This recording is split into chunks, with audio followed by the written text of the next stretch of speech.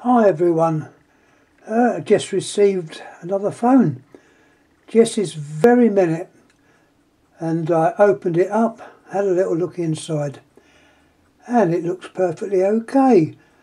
As I say, this seller had a couple of interesting phones from behind the Iron Curtain at the time, and I thought, oh, I'll get those because they were sold over here at a sensible price and didn't have to pay exorbitant postage to bring them in. So I was well pleased to get these.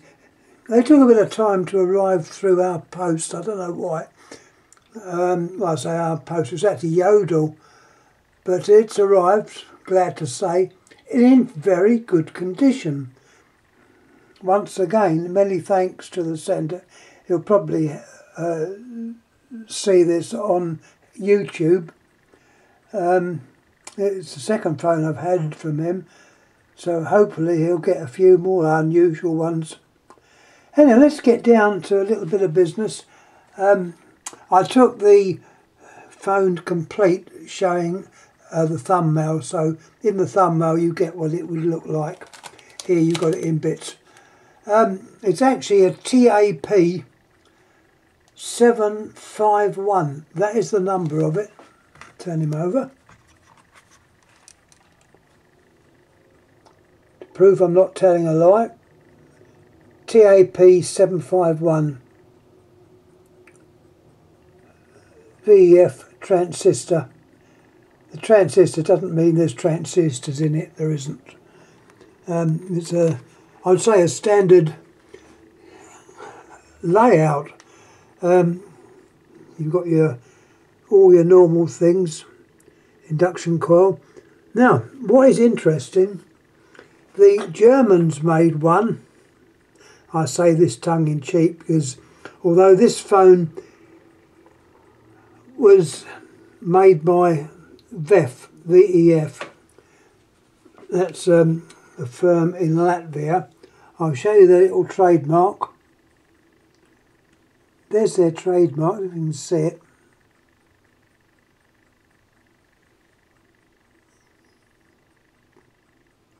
It's a typical trademark which you see on their phones.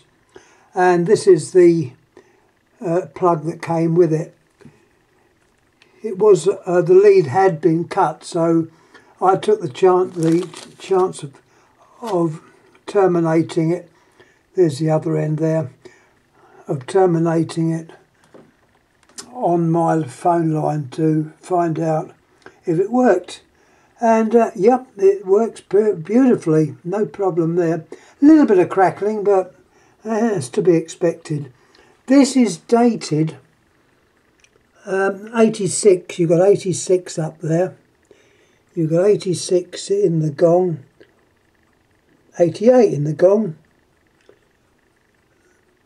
And what I couldn't make out, although I said this is made by VEF of Latvia, it's interesting to see the components inside are mainly German.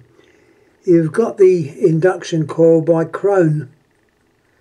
It's a well-known German firm.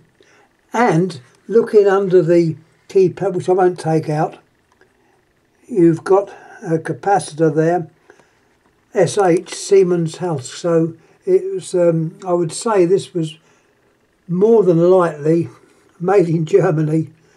And it's also got inside on the bell chassis, and I'll show you, BP, which is also typical of the German phones. The back there, and the top of there, it says post. So it looks like the company VEF either imported all these, imported the cases and made them up. I don't know. Anyhow, although it's a plastic case, it is well made. Not like some of the other stuff you see today. I would say that I was naughty. I wasn't naughty. One of these little screws that hold the base on had a little seal in it, and this is typical of what the Russians used to do with their equipment to make sure they would know if you had been tampering it. Well, this one had not been tampered. I felt a bit guilty for taking it out, but I wanted to be able to show you what it's like inside. So, in a way, this has not been touched by human hand until I've just opened it up. So that gives you an idea that it's never been touched. It's beautifully clean inside. Anyhow, looking at the keypad,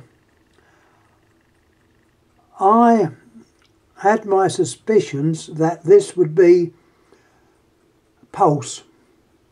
Pretty sure it was going to be pulse. And having said that, I noticed a gentleman on YouTube updated a German one of these phones, which incidentally looks identical inside. I can't see any difference. He had bought this phone, presumably off of eBay or somewhere, and it was pulse. He wanted to change it to tone. I'm not bothered. I want it as well. It should be, but he wanted to take out the pulse keypad and put the tone one in, and it seems you can do that because he had one there, which he changed over. It was made by SEL, which is Standard Electric Lorenz. This one, there is a number on it. I'm not going to change it because I want it as it is. You can see the Bundespost type number and the electrostatic warning on there. So this is, as I say, in my opinion, not that old, but it is old. It's 86, but when you turned up in this world in 1944, that's old. So to my mind, it's not that old, but it's in beautiful condition. And cut a long story short, there's just show you the case. Those stickers, I shall try to gently remove those. The secret of that is to soak it in a little bit of detergent and water, and then just slowly rub with your nail, or not with a nail, but certainly don't use a scour or anything like that. You will gently take it off. It takes a bit of time, so that's what I do. It'll restore it. Also notice the number thing was missing, but once again, that's not a problem. Case is in good nick. Needs a good clean to get those numbers off, which I will. The handset is the standard type. You'll notice the little stud in there is gone. One in that one, but that one's missing. But I suppose after being around since 86, and it obviously came from a good house because there's no excessive wear on it and there's no damage. The case is basically quite clean. So what else can I say? The bell, as you know, on this type of phone has got an adjuster. I can show you that work. Well, the bell works. I've had it working. You've got your little adjuster there, which adjusts the bell. Now, funny enough, I've got another, not of this particular phone, but another one on eBay, which I'm picking up, which, well, I'm not too sure what's going to turn out. It's got 2 buttons on it, and I've forgotten the number, but don't worry, as soon as I've got it, we'll have a little look at it and see what it does. I'm just hoping the bell is the tone type, which I know they did do that as well. But anyhow, I'm more or less said all I've got to say about this. Well made. The keypad works perfectly, by the way. It was on pulse. I tried the 1471, and that's your last number that called. The other two buttons don't appear to do anything. They just don't, they're just there. Because I suppose they're a standard keypad, and on the Strauja type with the pulsing, you wouldn't be using the star and cross, although they do in some cases make it as a number redial and stuff like that, but not in this case. Anyhow, that's definitely all I've got to say.